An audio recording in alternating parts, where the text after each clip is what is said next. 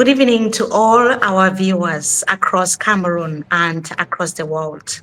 This is another edition of Road to Etoudi, the biggest political program where we ask some of the hardest questions, unpack bold promises, and meet men and women who say they are ready and they've got what it takes to rule Cameroon and take it to another level. My name is Mimi Mefo, and I am your host for today. The countdown to the October 12th presidential election is picking up pace with elections Cameroon's list of candidates now out. We now have 13 candidates. We are sure there are 13. But a lot also is happening at the level of the Constitutional Council. And in the days ahead, we'll have the final list of those who are vying for post of president. So far, we have 13. And the stage is now getting set for what may be one of the most unpredictable election in decades in Cameroon. Cameroonians are watching and they're talking and asking one question. Is this finally the time for them to get change? That is why we are having our guest today. He is making history already as one of the youngest candidates in the upcoming presidential election in Cameroon. His name is Mr. Hiram Samuel Iyodi. He is the flag bearer of the Front Democrat Cameroon FDC. He's 37 years old. He's already here with us, a chemical engineer by training and civil society organizer by experience. And now he says that he's got what it takes to rule Cameroon, provide security, to help build our economy in Cameroon. He's got a strong foreign policy. But what is giving him that desire, that urge to run for post of president in Cameroon? That's what we are going to be finding out tonight. Hello to you, Mr. Hiram. Thank you so much for joining us tonight. Hello, Madam Mefo. Thank you for having me tonight. Thank you. The pleasure is ours. So first question, you have never held a political office in Cameroon, if I'm correct. So what actually motivates you to seek the highest office in the land? I have always been involved into politics. I think that being a politician was my first desired job, if I can say like that. When I was a kid, I wanted to do politics. I had a strong discussion with my parents, who told me that for them, politician was not a job. And then I had to make a job by myself who can allow me to pay my bills at the end of the month. So I finally chose to be an engineer. I've been an engineer for 14 years now, but I always hold the desire to be involved in the public life. So when I came back from 14 years ago, I wrote a book. I would say the title in French, Mes rêves de jeune de Cameroun des 50 prochaines années, a book that was projecting what should be the role of our generation in transforming our Cameroon. So after that, I started, as we said before, working on the civil society field. And 7 years ago, I was involved in the presidential election with the Batonia Kerimuna. I was the coordinator of his political program. And we had the dream of building a political organization that would defend a strong ideology based on African cultures and African heritage. And then we decided to give and defend our fight by ourselves. The Minat took 4 years to authorize our political party because we registered our political party in 2019. They finally gave us our CPC in 2023. So for more than a year now, we've been on the ground, we've been on the media, try to have our voice, try to talk about what we think should be the way that our country should take. And we decided that a political party is an organization seeking power in order to implement his vision. And as the former head of the MP3, I think it was my responsibility to take ownership on this fight. And with my colleague, we finally decided I should be the one running to defend our political program before Cameroonians. Well, you talked about Akeremona. I wanted to ask that later, but because you mentioned, you mentioned that I would bring it up now to find out from you. This is someone that you liked his vision, you supported him, and suddenly you've created your own political party 7 years after, and you want to challenge the status quo, the president who has been there for 43 years. What happened along the line? Didn't you want to agree with the policies of Barrister Akerimona now? Or what happened? Because he is still a presidential candidate. What is the issue? Actually, nothing happened. There is no issue. As you know, Barrister Akerimona is more a civil society leader than a political leader. He's not at the head of any political organizations. So when after the political election, the presidential election of 2018, we had a discussion, and he told us that he didn't want to create another political party. So we, as the young leaders of Now Movement, we had our own political ambitions. So we decided to create our own political party. So I'm still talking with the Barrister Akerimuna. I think we had our own path to build. I think we have our own values. I think we have our own projects. And I also think that political fight are generational fight. And I think that generation, they gave what they had to. They gave their best. But we are facing a new world. We are facing a new challenges for Africans.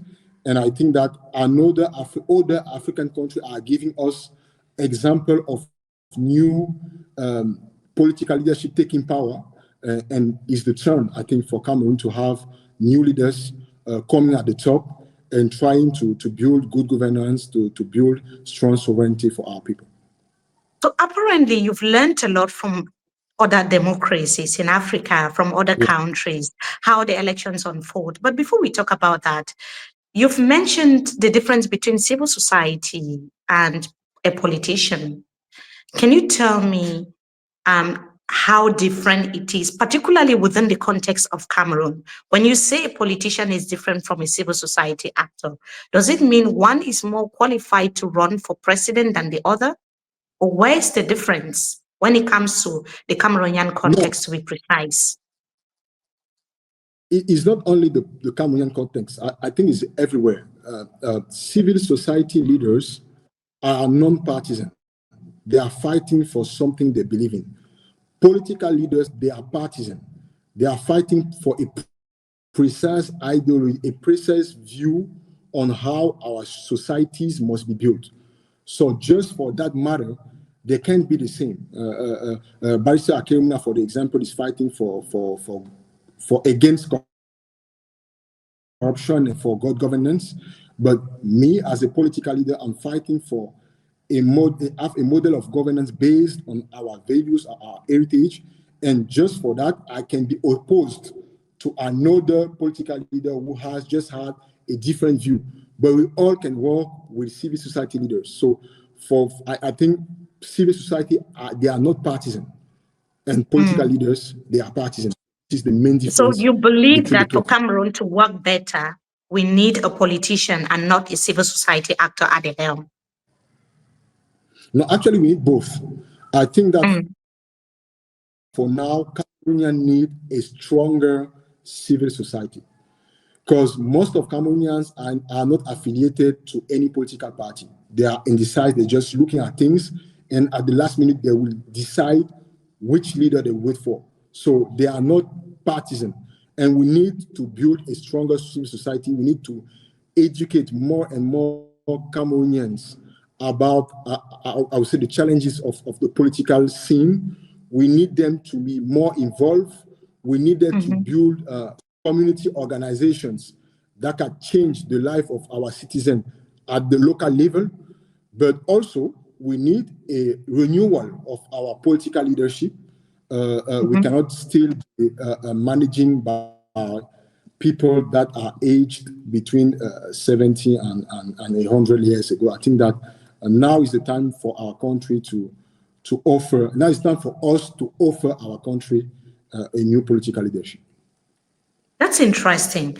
What I wanted to find out is the away from civil society and leadership.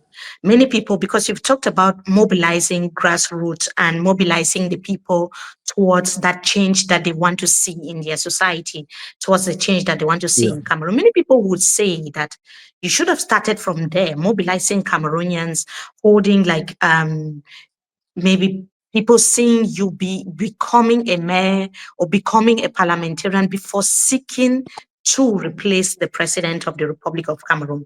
In other words, they see you as a little bit ambitious, starting right from the top.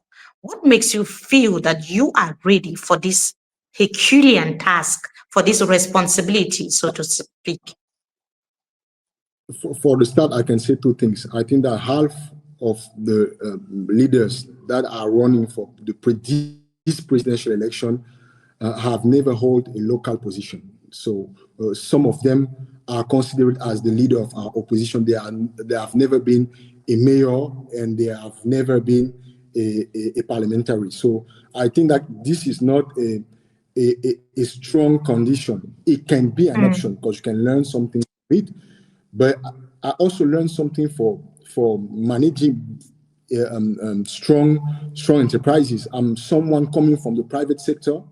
I've been a consultant. I've been a general manager of food manufacturing industries. And also, I've been a strong civil society leader for so many years now. I've been involved in Stand Up for Cameroon for more than 10 years with Madame Kawala. As I said, I work with Barrister Akemuna in politics. I think that the skills I have as a manager of a strong industrial company in Cameroon give me the legitimacy to run for the presidential election. At the end, the final decision will rely on the Cameroonian people. They will be the one deciding when they will look at the different political offer, when they will look at the profile of all the runners for the presidential election they will choose. And I still have 2 months, pretty much 2 months and a half, to convince them that I have the strongest program to change their daily lives. That's interesting. We've also seen reports that you were affiliated with the CPDM in South Canada. Why did you leave the CPDM party, and what made you to distance yourself from the president of the Republic of Cameroon and support an opposition leader? First of all, I want to remind everyone that it was 19 years ago, because I think everyone is speaking of it as it was yesterday. So I was 19 years old. I was living in Canada. I was one of the main leaders of the Cameroonian community of Quebec City. So the CPDM decided to implement itself in Canada in 2007. And some elders asked me to take a leadership, and I accepted. So I worked there for 6 months. So I worked with the CPDM from June to December 2007. So since then, I've not been affiliated. The main reason was that they introduced within the party a discussion of the mandates of the president of the Republic. Excuse me. So at that time, I think that it was limited to two. It was a 2-term presidential term, and they were thinking about removing the limitation. And as young people, we thought that this was not the direction to be taken. So when they decided, they forced us to vote for that decision. We decided to resign for the CPDM. So since 2008, we are in 2025, so it's been 17 years. I've not 17 years, been yes, exactly 17 years, because now you're 37. Yeah, since then, I wrote a book on my vision of how youths can change our country. Since then, I've been involved with a bit with the SDF. I've been involved with Stand Up for Cameroon. I've been involved with Barrister Akemuna. I've been the leader of the MP3, the Movement for Patriotism and People's Prosperity. I've done so many things on the field in Cameroon that people can just find by looking on my name on Google or on my social media pages. So I think that I'm happy to Yes, have other than started my political career with the CPDM, because I learned everything in life. I think is a learning, and it's a everything is a learning step. curve. So other than the fact that you were Yeah, not but learning happy, curve. other than Yeah. the fact that you were not happy about the plan for longevity in power for President Paul Biya, what were some of the issues Yes. within the CPDM that you picked holes with, that you were not happy about, that you've been seeing through from that time till today, and that has prompted you to say, oh, look, it's that time for change? What are some of the things, just briefly, that you have seen that is not going well There within the was no CPD? debate. There was no debate. Decisions were coming from the top and were just imposed to us. So we didn't have any take. We didn't have any means, any power to influence the decision that we're taking. So that was the main reason why I choose to leave CPDM. As a young Cameroonian, I accept that proposition because I thought that it was an opportunity for me to learn politics, to debate, to oppose my point of view with other Cameroonians, and that was just not the case. So I just thought that I had nothing left to do that, to remain or to stay there. Okay, you've mentioned something very important, because I was about to move to your plan of action. But you've talked about the Yeah. fact that power was concentrated at the top, not that you young people, other members of the party were not given that opportunity to express themselves. Yeah. What are you going to do at your level? If you are president today, what are you going to do to make sure that that doesn't happen? That you don't concentrate power within you, that you are not the alpha and the omega and the determiner of what happens and what doesn't happen. What are you planning to make different, to do differently?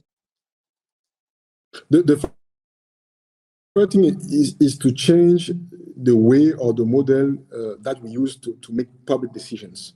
I am one of the political leaders. I think we are some of us defending a federal model for our states. I think that we should give the power to our people to take decisions that influence their life at the local level. And the first thing I will do, if I am appointed as president of the Republic by October 12th, will be to start local discussions with all parts of our populations for a year, to make sure that by October 2026, we can hold a national conference that will build or that will propose a new constitution, a new electoral code, making sure that all the, I would say, the views, all the recommendation of our people has been taken on the model that will organize our living together. So I think that we just need to govern with the people, And as an entrepreneur, is something I experienced for many years. If you want to have a company, if you want a company to have good performances, you need to manage with the people you are working with. So it's something that I think we need to bring in the political scene. We need to have a country that is being managed by our people from the local level. Okay, you have a 12-point political program. This is the core of your campaign, because people need to know what you're offering. Politically, economically, socially, they need to be convinced, not just to know, but to be convinced that these policies that you're proposing can actually bring that change that they have been earning, they have been looking for. I wanted to find out from you, particularly about the Anglophone crisis. There's also the Boko Haram that has been causing havoc in the far north region of the country. Let's start with the Anglophone crisis. What will you do to address the Anglophone crisis? Because I hear in your program that you're planning to demilitarize the Anglophone region. What do you mean by that exactly? What I mean is that by October 12th, I think I will still need 2 or 3 weeks before really be appointed after the election. I will declare the ceasefire in the northwest and the southwest region and start immediately a dialogue with all our brothers and sisters, even those who choose the path of violence, in order for us to sit at the same table and to decide on the reforms we need to take to get out of this crisis. And my hope is that by 100 days after being appointed as the president of the Republic, all the secessionists could drop their arms and we can get the army out of those regions. But it won't stop there. It won't stop there. It will be the starting, as I said before, of a dialogue that we should build from the subdivision to the division to the region to the central state, in order for us to have a sovereign national conference in October 2016 and make sure that the constitution that we will adopt through that national conference, coming from the dialogue we will have, will integrate all the ideas coming from all the leaders that represent our population. I think that we can only build peace by talking with our people. And the problem we have right now is that we have a political leadership who decided not to talk with all the Cameroonians, specifically those coming from the Northwest and South region. And it's time for us to bring and to build a frank and transparent dialogue to make sure that for the first time in the history of our country, Cameroonians will be the one deciding on how our country should be managed. Yes, they've been international mediators on the Anglophone crisis. We've had international mediators in Switzerland, in Canada. There's been a national dialogue in Cameroon. We've seen conferences take place. Committees have been created. We've even had the DDR, which is there, that is supposed to rehabilitate the ex-combatants, those that have dropped their weapons. We also have this special status that was instituted after the national dialogue in Cameroon. What do you think you'll be doing differently from what, because the government will tell you, we've done all of these things, but people have not dropped their arms. The conflict is still ongoing. 9 years into the conflict, people continue to die every day. We have senators, local government authorities being killed, the opposition being attacked, and so on and so forth. What will you do differently from what the government has done already? Because all the things you mentioned have already been done by the government. I don't know if I can call it a dialogue, what happened in Yaoundé 5 years ago, because you had some question that they didn't want to address. Dialogue that didn't address one of the main questions, that was the form of our states. So, I would say not the opportunity, the state that was taken by the Swiss mediator, by the Canadian mediator, didn't give anything, because our government didn't want to go till the end of those mediation. What we will do differently is that we will put all the question, all the matter, all the challenges on the table. There won't be any question that will be forbidden to be talked. We will address everything, and one of the first thing that will be addressed will be the form of the state. I'm advocating for a federal state. I'm advocating for 5 regions, but I'm open to talk with those who think that we should have 2 or 10 or even more regions in Cameroon on a federal model. So I think that this is the first thing that we will do differently. The second thing is that we will build a dialogue, as I said, as from the local level. So in the subdivision, we will have people talking, people discussing, make recommendation, bringing those recommendations to the subdivision, to the division level, and from the division level to the region level, and make sure that by the end of the first year, in October 2026, all that question that will be discussed in Yaoundé in October 2026 will come from the recommendation that has been made by our citizens, by our civil society organizations, by our political parties, coming from the grassroots level. Those 2 things that we will make sure that we do differently for what has been done. Okay, so Mr. Hiram, There's also the conflict in the far north region. It's been raging for many years now. Women And have more than 10 years. also been affected, children not able to go to school. There are villages that have been completely decimated by Boko Haram. I also just wanted to find out from you what will be your strategy to address the Boko Haram conflict in the far north? I think we have two options to address the Boko Haram situation.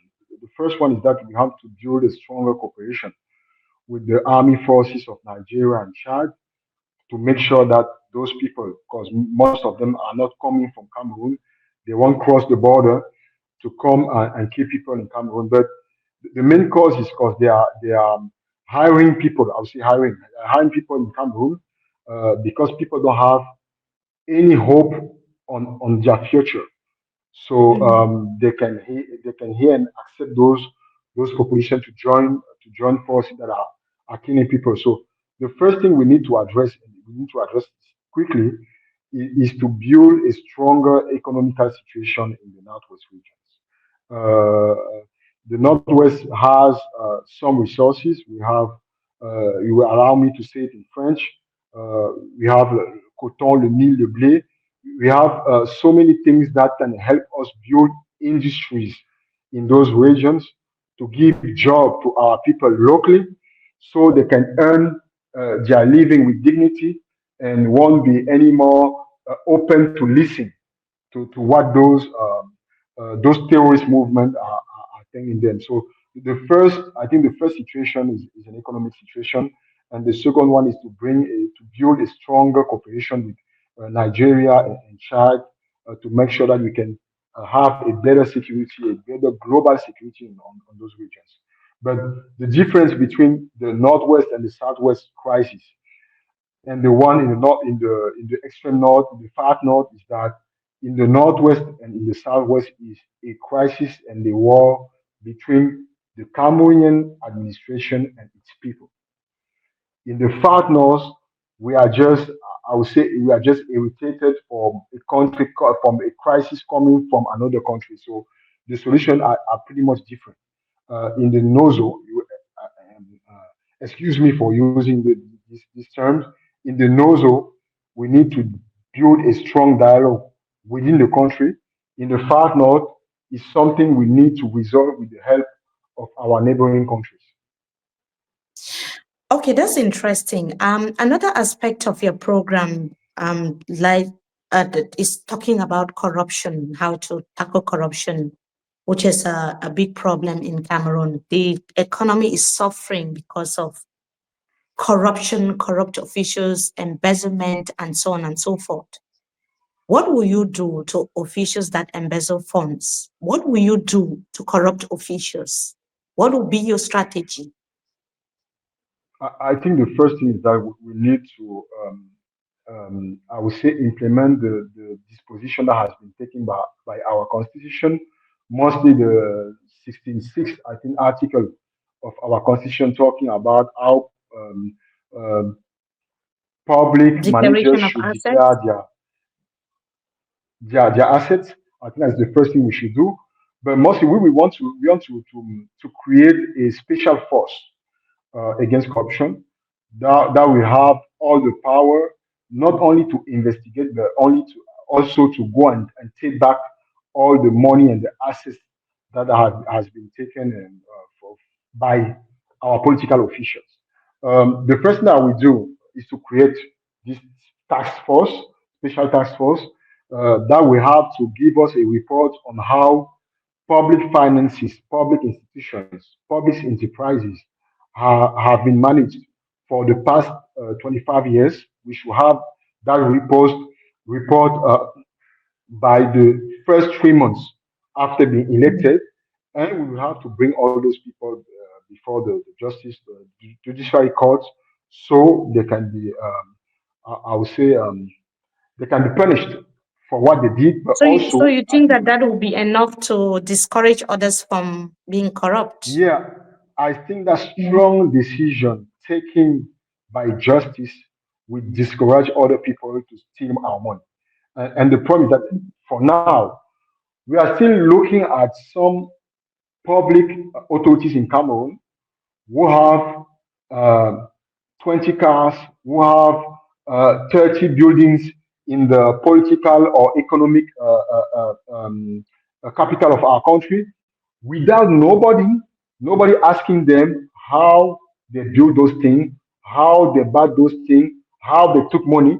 And I think that with a justice who is righteous, who takes strong decisions, uh, we can have the means to discourage people for stealing money. I won't say that we should kill them, but I think that we should have strong pains against them. That's interesting. So many Cameroonians today are Strong struggling condemnation. with, yes, many Cameroonians today are struggling to access basic public services like ID card, and even passports. How would you solve this problem? I think that most of the problem you have are related to the way public finances are managed. We have a budget of more than 7,000 billions, and all this money is being managed in Yaoundé by a small group of people who use that money not to resolve the problem that Cameroonians seek every day, but just to I would say have life, a better life for them and their families. So the first thing we will do is we have to reduce, uh, I would say, public charges. We have to reduce the way our government is spending money, public expenses, and we think that we can have an economy of about 1,000 billion CFA per year that Mhm. should be reallocated to the main expenses, social expenses. So we are talking about ID card, we are talking about Medicare, we are talking about schools, we are talking about roads, we are talking about infrastructure that can produce and distribute electricity. I think that those five sectors are the main priority, but we need money, and for us to find this money, we want go at the international level and try to um, prêter de l'argent. You see that, a lot of money. I think that the first level we should use has to be the one reducing public expenses to make sure that the money we are taking from Cameroonians is used mainly to build social infrastructure that they need to have a better life. That's So interesting. one We'll of be the interested to, a part of yes. a part Mhm. of the special task force against corruption, we will reduce. We don't downsize the governments from 63 members to 20 members because we think that a country like Cameroon, we have so many challenges, doesn't need to have a government of 63 members. So we bring the size of the government to 20 members, and this will be one of the first decision that will help us to reduce public expenses. So you will be against the huge number of ministers that we have in Cameroon. You're going to put in place a tax system that doesn't take a lot from Cameroon, but at the same time, the Cameroon will not need to borrow from outside. That's quite an interesting foreign policy. They will We need to expatiate on that borrow, shortly. Mhm. we need to borrow, but I think that we shouldn't borrow more that we are already borrowing for now. So Mhm. first, we as political leaders should be the one giving or showing the example.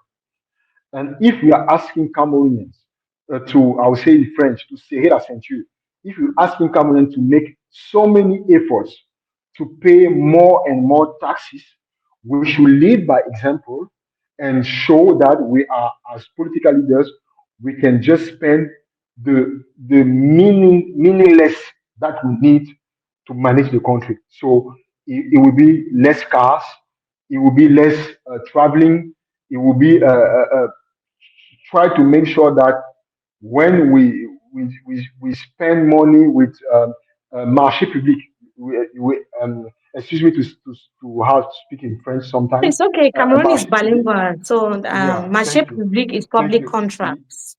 Yeah, public contracts. We have to make sure that those public contracts are implemented with the same rates, the same budget, and the same amounts that a private one could buy furniture locally. So we need Mhm. to I think level down public expenses and to show that to Cameroon that we are able to make sacrifices as we are asking them also to make sacrifices. To make sacrifices. Now, over 70% of the Cameroon population is under the age 35. Yeah. And unemployment in Cameroon is dangerously very high. What will be your strategy to provide jobs for young Cameroonians? Cameroon is a country that has so many riches. We have diamond, we have so many things, but we export all of our raw materials, and on the other hand, we import all the goods we need. So I think that the first decision is a strong one that has to be made is just to decide not to export anymore our our raw materials to make sure that we can transform them in Cameroon locally. And you know that industries are the sector that build added value. They are the sector, it is the sector that brings jobs. It is the sector that makes sure that we can build a strong economy. So our idea is to have the courage to decide not to export anymore our goods, our raw material to transform them locally and to use them as the foundation to build a strong Cameroon industry that will bring jobs to all our youth that are coming out of our universities. That's interesting. So I wanted to find out the sectors that you'll be targeting when you are creating jobs. How you ensure that young people, so many young people that are not employed, and women are part of this policy that you'll be putting in Yeah. place. Uh, three main sectors. The first one will be food. I would say food industries. The second one will be the digital economy, and the third one will be energy. Because I think that those three are the main foundation to build the economy. First, you need energy to build industries, uh, uh, uh, and and and I think that the digital economy is something that could help us process quickly all our sectors. So the three main industry sectors we'll be working on to provide jobs will be the agricultural one, the energy Mhm, sector, and the digital economy mhm. sector. Okay. So besides that, you've come up with a very juicy, I should say it, foreign policy. You've presented yourself Yeah. as the Pan-African leader in Cameroon, and you want to embrace um, African unity. You want to disassociate yourself with um, France and France CFA and many other things. Why did you decide to come up with that decision? And why do you think it's going to be beneficial for Cameroon?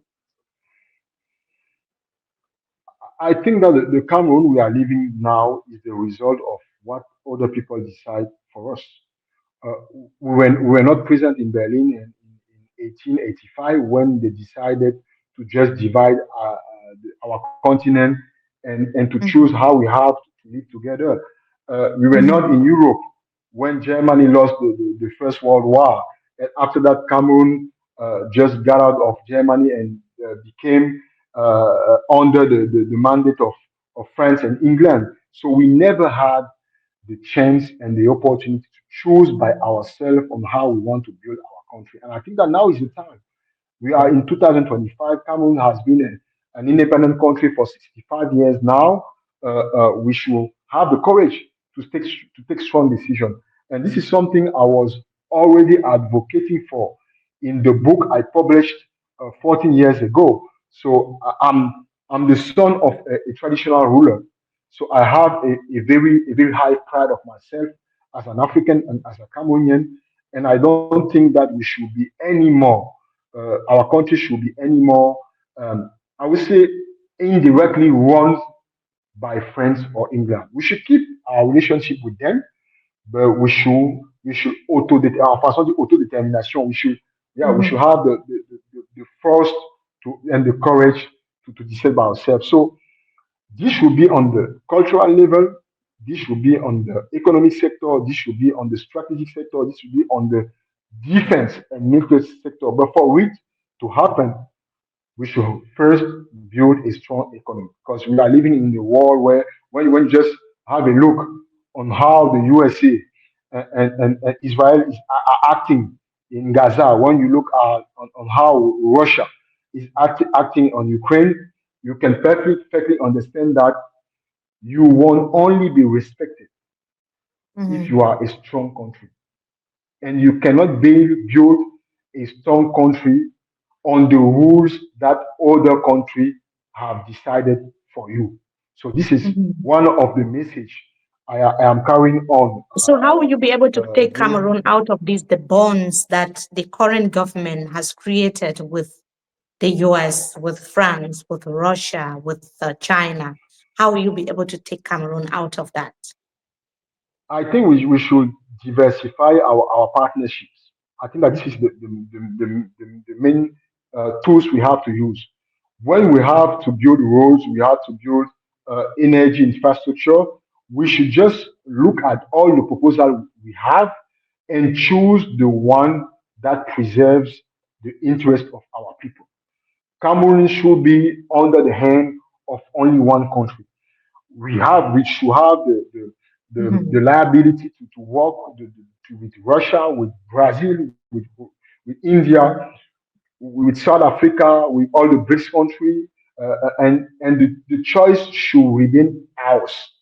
And I can understand that those elders who are managing our country right now, they are the products of France and England. They are the products of colonization. So maybe they don't always have the power, the mental strength to think other way. And this is what we should bring. Mhm. We are a generation of Cameroonians who had the opportunity uh, to, to, to study abroad. And when we were there, we were not, we have the same records as other young people coming from other countries. So we have no complex and we should be ashamed of being Africans. We are human beings like other people, and we should affirm ourselves as human beings. And as I Mhm. said, now is the time for us to take on our destiny and to build a strong economy that will force the respect of Yes. other partners. So other than that, you've also said you want to make Cameroon visa free and join a larger African regional bloc. Yeah. What is pushing that agenda? What is motivating you to do that? I want to say that Cameroon has a history of African leadership. Uh, um, Cameroon was one of the first founding member of at that time. I think it was called OUA, who is now UA, the African Union. Cameroon was one of the founding members. Um, UPC, our nationalist political party who fought for independence, was one of the founding member of the ADA. ADA was a Pan-Africanist political party that fought Mhm. for the independence of African countries. So I think that we have an ADN of African leadership, and in that case, we should be one of the territory that allow African to come and go, to discover our touristic potential, and for that, as Rwanda did, as Ghana did, as I think Kenya did Kenya as well, just yeah. last year. We should allow our African brothers and sisters to come to Cameroon for a short-term un séjour, Same. for un séjour de Mhm. court term, yeah, for a short-term staying of less than 19 days without asking visa. I think it would be a way to affirm our leadership as one of the country that should build African Renaissance. And Mhm. and It So costs you've us. lived abroad. You wanted to say something. Just let me finish here. It Mhm. is cheaper to go from Cameroon to France than to go from Cameroon to Ivory Coast and Senegal. And those are things that doesn't make any sense. And for Mhm. us to to build a strong, because I think that we can only achieve our goal by building a strong Africa. Not only a strong Cameroon, but a strong Africa. And for us to make that happen, we should just destroy all the borders we have between all our African people. And I think that banning visa is one of the measures that will help us bring a stronger African community. Yeah, you've also mentioned the flights between African countries and leaving a country like Cameroon to Ivory Coast or a country like Cameroon, even to South Africa, sometimes it's more Yeah, expensive than leaving Cameroon to Turkey or maybe to France. So you've lived abroad, as we have understood, and you led yeah. MP3, which is a diaspora-led civil society group. You led the civil society group for so many years. What role do you see the Cameroonian diaspora playing in the country's transformation? What do you think about Cameroonians who are in the diaspora? I think that we need them for all African countries. Diaspora are a key resources to build strong governance and strong economy. And if you just look at the amount of money that they send from abroad to their family in Cameroon, you can understand that they have a strong potential that can help us bring build our public infrastructure. Now, I I have two things. Um, First, I think we need to allow dual citizenship or multi citizenship. So some political leaders are talking about multi citizenship. Um, we can restrict it from some leaders, but we just have to allow Cameroonians to come and go in their country without any difficulty. And the second thing is that when I look at the amount of money that they are sending in Cameroon, I just think that we are proposing to create um, a public fund for Cameroonian living abroad that will be managed by them, and that we collect money from them to help us building roads, hospitals, and school in Cameroon. I Mhm. also think that we have so many talented people in our diaspora, and that we have to bring them together and to associate them to all the challenges we have. I have a strong educational reform. We will need the experiences of all the Cameroonians that they are helping other countries to excel, and I don't understand why they shouldn't help our country. And I hope that uh, you've done, even you've done an amazing job in Cameroon trying to protect people in the civil society organization.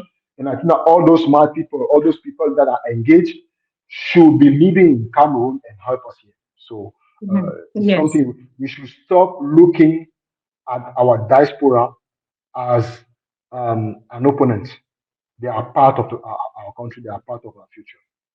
So you are entering a contest where many people are already doubting the credibility of the elections governing body, which is ELECAM. Yeah. What is your assessment of ELECAM's role, and how would you ensure that there's fair play and that those who vote for you, they get their votes counted? First, I'm not sure that there will be a fair. I hope there will be a fair, but I'm not sure there will be a fair. When you look at all the election for so many years now, you know that you have a strong risk of electoral fraud.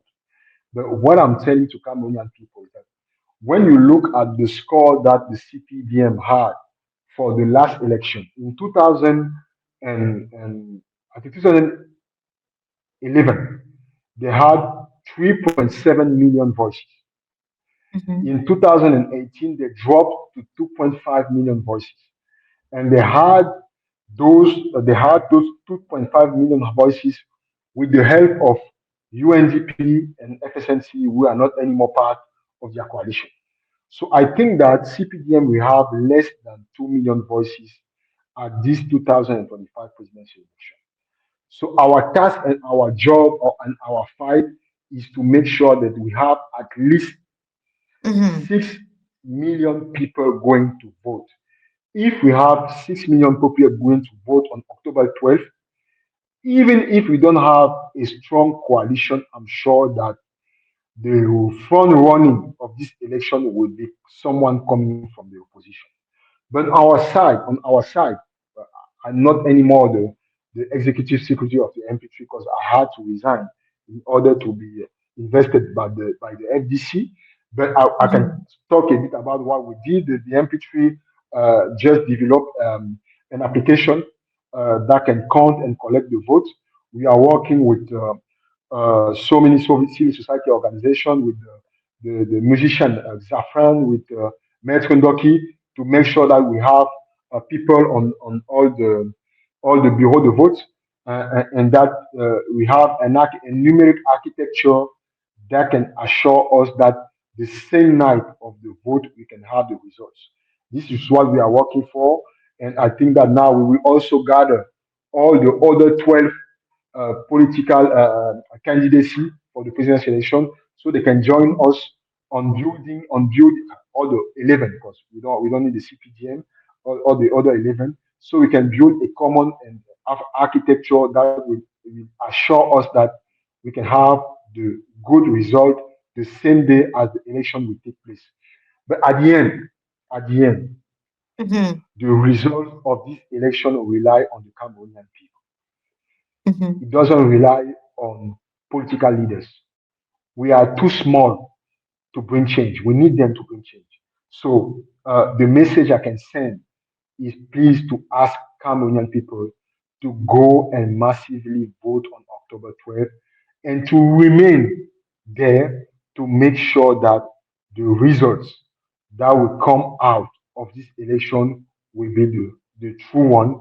And I think that by their forces, by their determination, with their help, we can make sure that we can bring a new political leadership by October 12th. Okay, there are some people that are saying that the young candidates should form a coalition, or that they should spearhead, or they should be part of a coalition.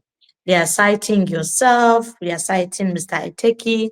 We saw you having a meeting with him. They're also saying that Cabral Libi and Sesh Espamatomba. Do you think that age should be a major factor here? And what do you think about opposition coalition? Can you accept a coalition if you're not a leader? I just want to remind people that in 2018, I was the political coordinator of Akeremuna, and I was one of the main people who worked to have the coalition with Professor Maurice Kamto.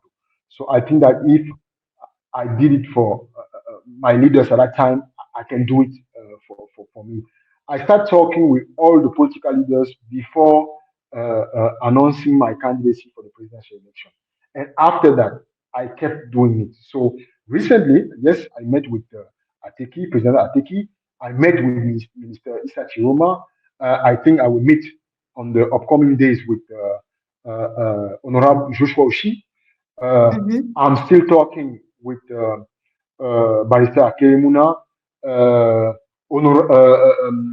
Madame Nanjoya Tomaino invited all the runners for the presidential election in Fumbali this Saturday, so we can have a talk. I won't be there because I have another appointment in Yaoundé. But I think that's something is been working on for so many weeks now. The problem is that we cannot talk publicly about everything we are doing because we are facing a strong political machine at CPDM. And if we start talking about everything, I think they just destroy us. But I am pretty confident that by the opening of the official political campaign, 2 weeks before the election, I think we'll have some surprises, and I'm pretty much confident that we won't And have we are waiting more to than. see what the surprises will be, whether there's going to Well, be a I think the coalition, because surprises. many people believe that only a coalition can take the current president and the I cannot tell administration you out of that. power. I cannot tell you that we have one coalition. I think we have two or three coalitions. But even if we have two or three coalitions, if we have 6 million people voting on October 12th, the front runner will be one of those coalitions. So Do you everything already has. have some opposition leaders you want to work with, or you are not sure yet so far? I am already working with some of them. As I said, I'm talking with Atiki. I think we are working on some good things. I'm talking with Baisakin. I'm talking with Minister Isa Chiruma. I will see Mm-hmm. Honorable Joshua Oshi by the weekend. And we are talking to each other. First, what people need to understand is that coalition is a matter of ideology first. Mm-hmm.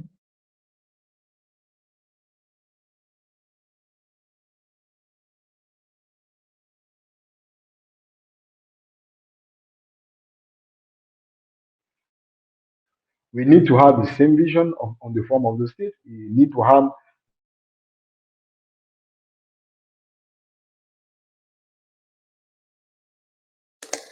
So we will try to get our guest because he's the star of the day. We will want to hear a lot again from him with regards to what he has to say about longevity in power, and also the fact that, I mean, also get to know him on a personal level. Who is he? And people want to really know him on a personal level. People don't have that information. Oh, yeah, he is here Yes, again. sorry. Mr. Hiram, thank you so much for joining us Someone, no, again. Yes, you were talking someone tried about to the call me. need for, yes, for the opposition leaders to have the same vision. For you to embrace somebody's ideology, you need to have the same vision. But do you think that anyone can win elections in Cameroon without the backing of the northern regions? Because according to Elecam, as of December 2024, about 2,508,000 people had registered to vote in the Far North region. Those are the figures from the Yeah, elections governing body Elecam. Do you think that someone can win an election in Cameroon without the backing of the northern regions? no, you cannot. You cannot. I think that this is a statistical fact. We cannot just discuss it. You cannot win the election without the northern regions. But I don't want to see the northern region as a whole. In the northern regions, you have people running from or ruling for the CPDM. You have people with the UNDP. You have people with the FSNC. You have people with the MP3. You have people, all the people from our two regions on the north part of the country. They are not all thinking the same. They don't Mhm. have all the same political vision. So we should stop looking at them as, in French we say, bétail électoral. We should stop to looking at them like that. We should need to look at them as we look at other Cameroonian citizens, like people who need water. We need clean water. We need energy. We need electricity. We need schools. We need good roads. We need infrastructures. We need to have a better life. Mhm. That's very interesting to know, because people are just thinking like we need the far north region because of the votes. We need the far north, the northern, and also the Adamawa regions because we need the votes. But we also need to know what people can do to change lives for them, because evidently there are no roads, there are no jobs, young people are not going to school. There's high illiteracy in the far north, in the northern regions as a whole. President Paul Biya came to power when he was very young. Do we still have you, Mr. Hiram? Looks like your network is acting up. So we are still having Mr. Hiram, who is our guest, one of the youngest candidates for the presidential election in Cameroon. He's told us about his socio-economic programs for Cameroon, what he will do to address corruption, the Anglophone crisis, and also the Boko Haram conflict in the far north region.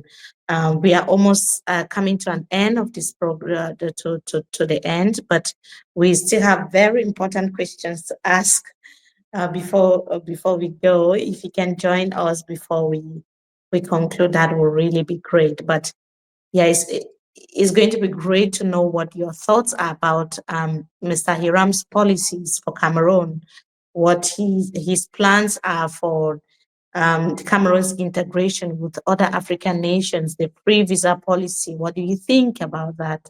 The fact that he says he's going to provide jobs for Cameroonians. What do you think about the plans that he has in store for Cameroonians? So, Mr. Hiram, President Paul Biya came to power when he was very, very young. People had a lot of hopes in him. Imagine you being a president today, and later when he became president, he's been in office till he is now 92. And he even still wants to run for post of president again. How far are we sure that you're not going to do the same thing like President Paul Biya if you're elected? First of all, I want to remind Cameroonians that President Iyodi went into power. He was younger than President Biya, and he took less time in power. So I think that it's not a matter of the age you have when you are appointed as the president of the republic. It's more a matter of how the institutions function, how they are working together. And what they're advocating for is a parliamentary systems where the president is not seen as a god, where he's really the minister of the people. And I think that we can just build it by or through the constitution that will be proposed after the national conference sovereign, the national conference sovereign that will be held in 2026. That will make sure that the president has only 2 terms.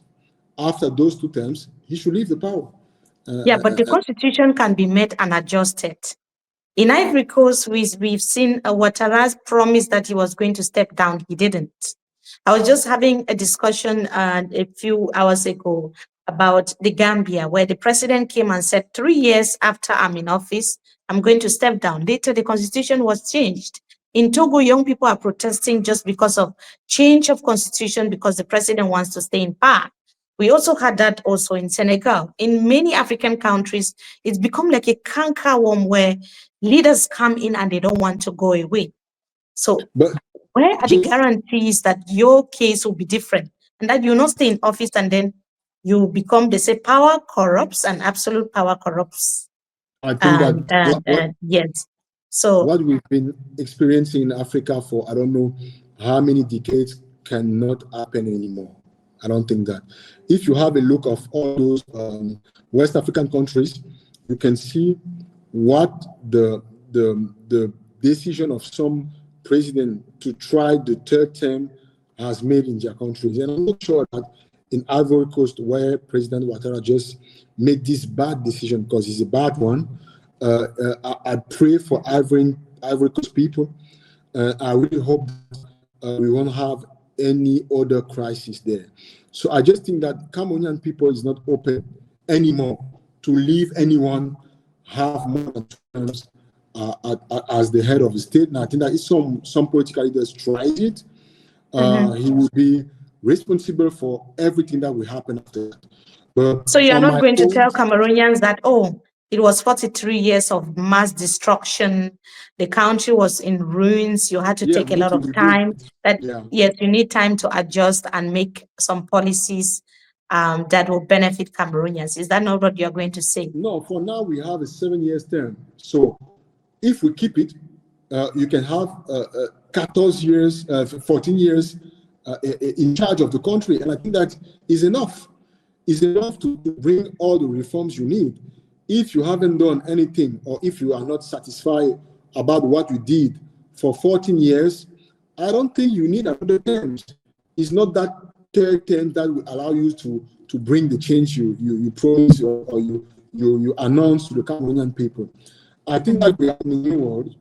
We have a youth population, as you said, 70% of our population is age under 35. They are facing numerous challenges. And the role of the head of state is to build the path to allow them to have the life they deserve when you look at all the riches that our country has. So my promise, my engagement is to say that I want all to do for now, and I am fighting for a one term, a first term, and I think that some of my opponents are fighting or are promising or announcing that I will only do one term, due maybe to their age and to the fact that they think that they can build a strong political transition in 5 years. As I said, I'm not sure that Cameroon people are able or will listen to a political leader after 2 terms if he hasn't fulfilled all the promises that he has made to them. That's right. So let us get to know you now on a personal level, because Yes. we hear this, we hear that about you. But now that you're here, we want to ask, first of Yes. all, what is that thing about you that we have never heard on the media? Something about you that people don't know. Something about you that is personal, like it's part of you. It's something that maybe your family member, your mom could know, but the media doesn't know about it. What is that thing? Oh, I don't know what I would say that would be that thing. Mm-hmm. Some of my brothers, I don't have to say English, tell me that I'm not tolerant. Je ne suis pas tolérant. I'm not patient sometimes. When I want to have something or to do something, I want it to happen fast. I don't like lazy people. I really don't like lazy people. I'm someone that always doing so many things at the same time. Like for now, I am managing an industrial company. I'm also managing the consulting firm of my father. At the same time, I'm doing politics and I'm doing civil society. I always like to be in the move. I don't like Yeah. to be So specific. you're a multitasker, Yeah. and then you are not very tolerant, according Yeah, to I'm some not of very tolerant. people that are very close to you. It's a bad thing that I need to acknowledge that I'm not tolerant. Okay, so are you religious? Yes and no. I'm spiritual and I'm not religious. I would say Okay. I believe in God. I believe in God, but I believe in God. I would say the traditional way. I am advocating for our traditional heritage as an African. As I said, my father is a traditional ruler, so my mother is Protestant, so she's Christian. I've been raised. I would say Christian is ideology. So I used to go to church when I was a kid. I just decided when I was in Canada to not be religious anymore. So I believe in God. I believe that God has a plan for everyone. But I think that, and this is my personal opinion, I think that religion, they have been used to divide people all along the history, and it is more of a dogmatic belief than that something that you do because you love it, you believe in it. So I hope that we can work as Africans to rebuild our spiritual heritage. This is something I'm working on beside my political career. And I respect all the religions. When sometimes I feel that need, I can go to a church to pray. I sometimes do it, but I'm not a religious person. I don't go to church every Sunday. I have to say the truth. So you are more spiritual. That Yeah. question that many people will be asking, because I've seen a When you lot of when people you are into commenting. when you are in politics, if you're not spiritual, you can't go anywhere because you are facing so many things every day. You need to believe in something. You need to believe in something bigger that can not only hold you on the ground, but give you the strength and the power to move forward, even when you are not seeing any light, no more light. Yes. So one personal question that many people would want Yeah, you to want to hear what you have to say about it is: are you married? yeah, I am. I'm married. I've been married for 3 years now with a person that we have been together for 15 years and we know each other Oh, since we were kids. So amazing. yeah, I'm married. And you have children? Not yet. I really hope that God will bless us in the coming weeks. We are working on it. Coming weeks, that's good. So we would see you on stage on campaign trail with the First Lady to be, right? Yeah, So we are hoping to see her with you, yeah, yes, yes, yeah. while you're doing your campaign. That would be amazing. By the time the campaign officially starts, I think you will see her. But as Cameroonians are digging, I already saw some picture of her on Instagram. So I think that people already found her. So there is no more secret anymore. There's no more secret. That's amazing. So also, do you have hobbies, things that you like to do Yeah, during your spare time that has nothing to do with politics, writing books, or maybe yeah. meeting? I used to like to read. I don't read anymore. I have to be Mhm. honest. For 2 or 3 years, I don't know what happened. But I don't like to read anymore. But I used to really like to read. I am a football fan, so I Mhm. play soccer at least twice per week. Um, when I was younger, I think I also saw so many pictures. I liked to party when I was a student at university a lot. I do less and less. So that's it. I think sport. I love to share time with my closest one, with my brothers and sisters, with my closest friends. The young people say chill. I love to chill at home with people I really consider. So that's pretty much what I like to do. I travel a lot, a lot. I think that my business didn't work well for the past 2 years, so I didn't travel as I wanted to. But I love a lot to travel, to discover new places, new countries, new way of thinking. I love to go and meet people, and at the same time, I am not religious, but I like to visit. I really love to visit religious places. When I travel, I always go to church, to mosque, to temple, and try to understand the mindset of the people who build those places. Interesting. So if you're elected today, what are you going to do in the first 100 days?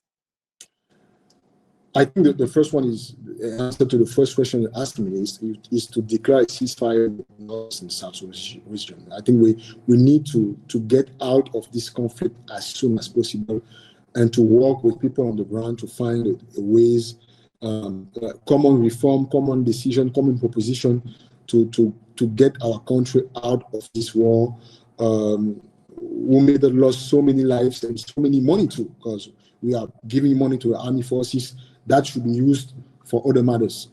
As I said, I will put in place the task force against corruption to make sure that all those political leaders who stole our money can be brought to justice. And I think one of the economic decisions, the first one that I will take, is to have a discount on oil prices, petroleum products prices of 10% to bring them back at the same level they were in 2023. Because I think that even in the international market, you can see that fuel prices have got down since the beginning of the year. And I think that this is a decision we should make by the first week. It will have an impact of the prices of food, and it will help Cameroonians because the structural reforms that we are proposing will take time to bring their first results.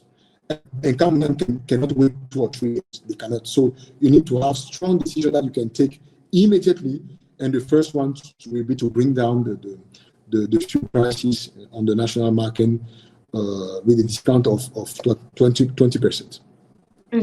So finally, what's Yeah. your message to Cameroonian youths, women, Cameroonians as a whole who are watching you? My What would message be your message? my message is to remind us that we are facing a specific time of our history, and this time is giving us the opportunity to give and to bring a new political leadership at the head of our states. But for it to happen, it relies on each one of us.